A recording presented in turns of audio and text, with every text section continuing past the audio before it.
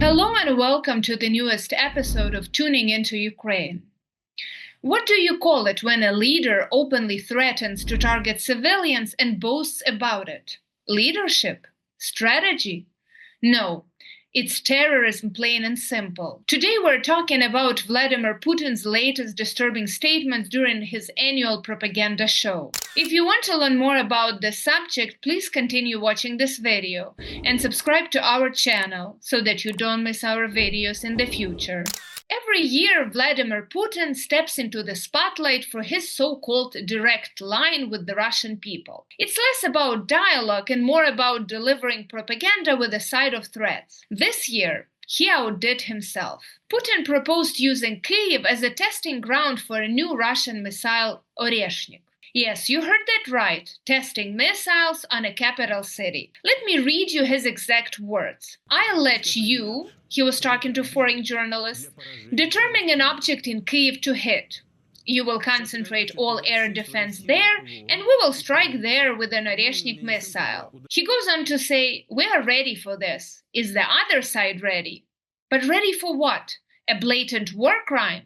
A grotesque show of power? Now let's turn this around. What if Ukraine or NATO proposed striking Moscow with an equivalent weapon? Imagine if President Zelensky said, let's target the Kremlin to test Russia's air defenses. Can you picture the outrage, the sheer horror from the Russian government and its people? The thing is, Putin's statements aren't just reckless. They ignore a basic principle of international relations, reciprocity. The idea that whatever you do to others can and likely will be done to you. Does he genuinely believe Russia is untouchable? Or is he just banking on fear to keep the West at bay? But it gets worse.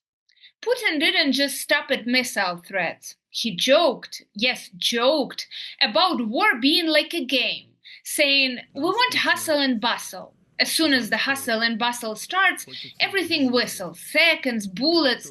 Unfortunately, now the bullets are whistling too. Think about it for a moment. This is the leader of a nuclear-armed country treating a brutal war like some kind of action movie. Oh, and then there was the slip.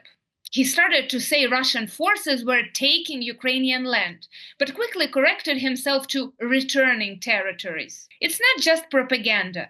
It's a glimpse into how Putin and his regime sees this war, as a conquest, not defense. Let's talk about why Putin makes these kinds of statements. They're not for the international audience, they are for Russians. This is propaganda designed to paint Russia as a superpower, undefeated and unbending, even as its economy crumbles under sanctions and its army faces defeat on a global stage. Putin boasted about Russia's supposed real sovereignty and its unstoppable growth. But the facts? Russia is bleeding, economically, militarily, and socially. So why all the big talk? To distract from the failures and keep the Russian people focused on an external enemy, Ukraine and its Western allies. So where does this leave us? Putin's threats are more than empty words. They're a signal that Russia isn't ready for peace. Not now, and maybe not ever under this regime. Every missile, every propaganda broadcast, every cynical joke about war underscores the same message. The Kremlin wants confrontation and not compromise. For Ukraine and its allies, the response has to be clear. Keep strengthening Ukraine militarily and diplomatically. If this episode made you see the Kremlin's tactics for what they really are, dangerous and destructive, then share this video. Spread the truth. And let's keep the pressure on. Because the only way to stop this war is to stand firm against aggressors who use threats and lies as their weapons.